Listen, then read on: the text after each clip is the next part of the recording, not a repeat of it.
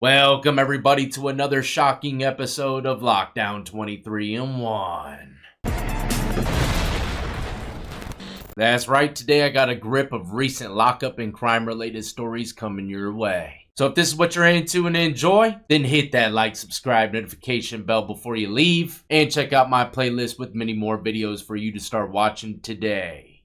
It says a high-ranking member of the Gangster Disciples gang has been sentenced to life in prison for the murders of 3 Athens men. Now pay close attention because these guys' names and street names, they could get kind of confusing. It says Leslie Chapel Green, aka Grip 35 of Stone Mountain, was convicted of Racketeer Influence and Corruption Organization Act. He was sentenced to life in prison on February 20th. He is not eligible for parole. 4 other co-defendants convicted with Green will be sentenced in March. Prosecutors said Green was a member of the Gangster Disciples enforcement team, which carried out assaults and murders to discipline other gang members. Most of the physical violence I seen in gangs in prison was against their own people. That was the first thing that made me realize that probably is not the life for me. Not to mention all the fake stuff. But it goes on saying prosecutors said that in 2018, gang member Walter Brown was murdered in Athens. Green and Philemon Deshaun Chambers, aka Dollar Phil,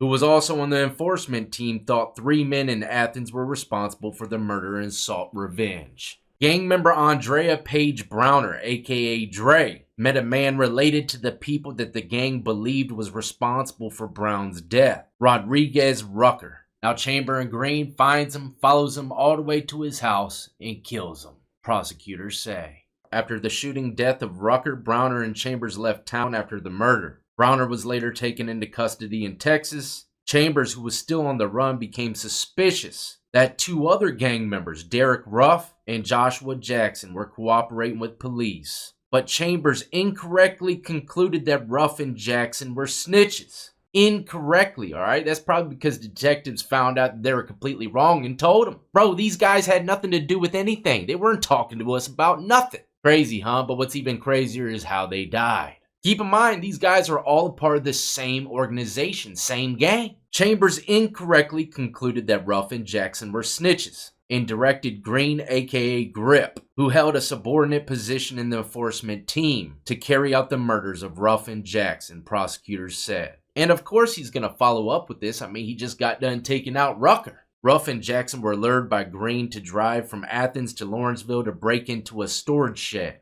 and steal things that they would then send to Chambers to help him hide from law enforcement. Instead, Green, aka Grip, killed Ruff and Jackson December 19th and hid their bodies in that storage unit that they thought they were breaking into to get some loot. And they weren't even working with police. They had no idea any of this was probably coming. Anything's possible, ladies and gentlemen. Anything's possible, especially anybody a part of a gang. You could die tomorrow, man, thinking you're going to get a lick. Don't trust nobody. Don't trust nobody, man. Not even your own gang member buddies. Now, the next story, I don't really like to jump into these type of topics, but since it's related to prison, I guess I'll just lightly tap into it. First, let me just say, when I was locked up, I used to think like this all the time, and the question from other people would come my way. Hey bro, if they went to war right now and said that we could all be free if we fought in it, would you? And every inmate, for the most part, said the same exact thing, except for the short timers. They're like, nah, hell nah, man, I'm going home next week. Everyone else is like, sign me up. I got 15 more years. Where's the dotted line? But that was a common question that I heard in lockup. And it seems like it's a reality to many people as we speak. In Russia right now, they released a group of women from prison in late May to join the fight against Ukraine. I can only imagine if they handpicked them, they're probably the worst the prison has. Shanked at least 20 people in their bid. But it goes on to say that tens of thousands of imprisoned Russian men have taken up the military call. But like I said, I'm just going to lightly tap into this story. If you want to do some more research, go ahead and dive in on your own time.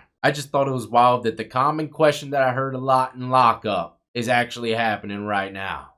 Next up, this story's kind of sad, but we can all learn something from it, especially mothers with sons. Traveling down to San Antonio, a 17-year-old man was sentenced to 30 years in prison for the shooting death of a man outside of a bar. But why did he shoot him? According to the district attorney's office, Albert Gonzalez and his brother Brian Gonzalez confronted Enrique Santiago Sanchez at a bar on South Side on December 6, 2021. The siblings went to the bar after they got a call from their mother regarding a heated argument she had with Gasca Sanchez that left her feeling disrespected. Moments after Gasca Sanchez stepped outside the bar, he was shot and killed, the DA's office said. Very sad story. You know why? Because the mother told the sons that she was disrespected by the individual. I don't know if she thought that her sons were built like that or not, but now she's lost at least one of her sons for the next 30 years behind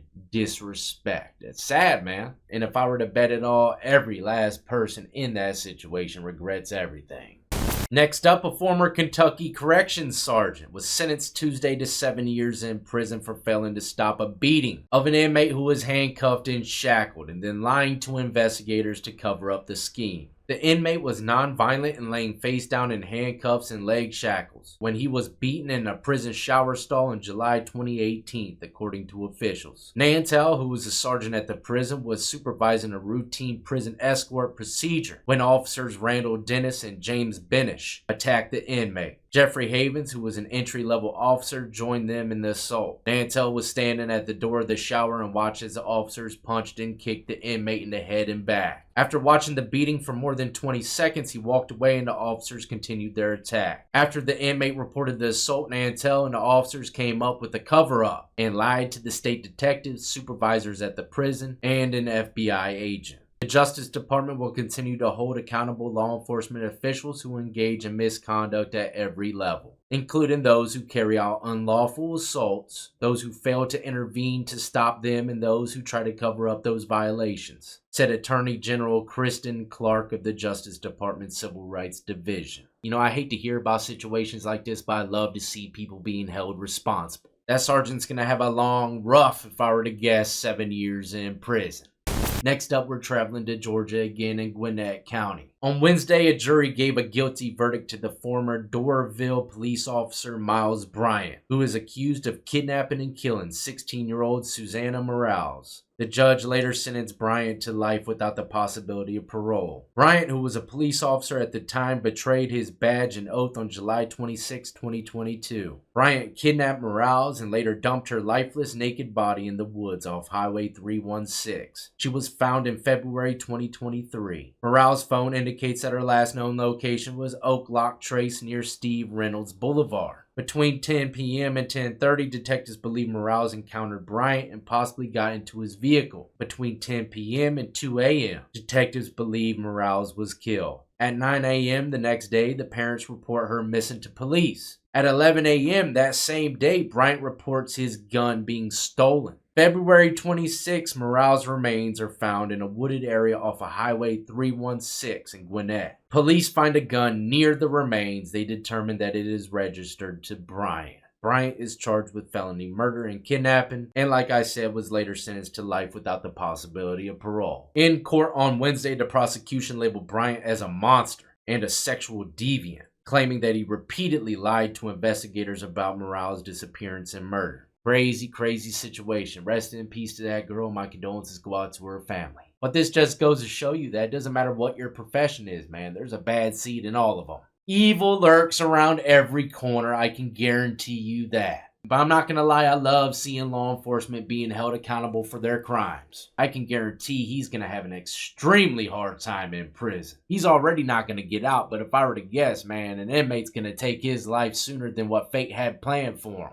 Next up, we got another sad one, but we can definitely learn something from this one as well. Coming from Crow Wing County in Minnesota, Michael LaFlex was convicted in April of killing his daughter's boyfriend, 23-year-old Bryce Brogel. Now, why would he want to kill his daughter's boyfriend? It happened in October 2022. Court documents show that the man's daughter was the one who reported her boyfriend missing to police. But during the investigation, LaFlex's daughter's landlord came forward, saying that her father had called and asked if Brogel had hurt his daughter. And the words, keep in mind, just words, out of the landlord's mouth will lead to a chain of events that would change people's lives forever. The landlord shared to the father that he had seen her with 2 black eyes. LaFlex then allegedly said that he was going to kill Brogel and already had the hole dug. I guess when Rogel went missing, the landlord put two and two together and said, man, damn, I guess he might have really did kill him. Because, a lot of people say stuff like that, but don't really mean it. But little did they know, later on, officers would find his body buried in a makeshift grave site in Crow Wing County, just like the father said. The father, Mr. LaFlex, will be serving life in prison without parole. And the reason why I said this is a sad situation is because obviously he loves his daughter to protect her like this. Over supposedly 2 black eyes. Who knows if there was other stuff that took place before all this and it just built up and he had enough. I'm not quite sure, but one thing's for sure and 2 things for certain. If you love your daughter that much, then you would never do something like this, because now you're separated from her forever, except for visitations if she happens to decide to come see you. And now any abusive guy that comes into her life, she ain't gonna have her dad to run to for mental help or to call police. Nope, he's in prison because he decided to take the law into his own hands. Be careful, all you mothers, fathers out there, with what you say and what you do. It can hurt you much worse in the long run, I guarantee you that. Now, last but not least, this one kind of makes me mad because I feel like this guy should be doing way more than a year in prison. Traveling down to Jackson, Mississippi, a former Mississippi police officer was sentenced Wednesday to a year in federal prison for forcing a man he had arrested to lick his own urine off the floor in a jail cell. Michael Christian Green received a maximum prison time on a misdemeanor charge, which should definitely have been a felony. But the situation unfolded when the inmate asked him if he could use the bathroom, and after waiting a long time, he couldn't hold it no more. He ended up going in the corner of the cell. And that's when the officer came in and told him to do all that. And I don't understand that, because usually the arresting officer never really puts me in a cell unless I'm in like a side precinct waiting to be transferred to the main jail. Typically when you get to a jail, they hand you off to the COs, deputies, whatever, and then they put you in a cell. The arresting officer has nothing to do with anything beyond that point. But at least he's going to a federal prison for a year, even though I know it's going to be probably the sweetest ride of his life. They're going to put him in a special block with a bunch of other former cops. And they're probably cooking swoles on a regular basis, man, enjoying cartoons on Saturday morning. But once again, a misdemeanor for something like this is unreal. If I forced someone on the streets to do something like that, they would give me abduction, kidnapping, all kinds of crazy other crimes that went along with it, just because I forced him to do something. Man, I tell you what, the justice system don't go nowhere near. Don't get no trouble, because I can promise you this, you don't know what the fuck's gonna happen to you in there. You can commit the same crime in one state, possibly go home on probation. Same crime in another state, smoke like the Amco oil truck. So yeah, just stay the hell out of trouble. But I'm out of here, ladies and gentlemen. Hopefully you enjoyed the grip of lockup and crime related stories of the day. Stay tuned, I got plenty more content coming your way, including 60 Days In on A&E has a new season. I haven't even searched to see if anything's on YouTube about it yet, but if there is, I'll be reacting to that soon enough. But as always, until the next time, y'all be easy, be safe, and more importantly than anything, stay free.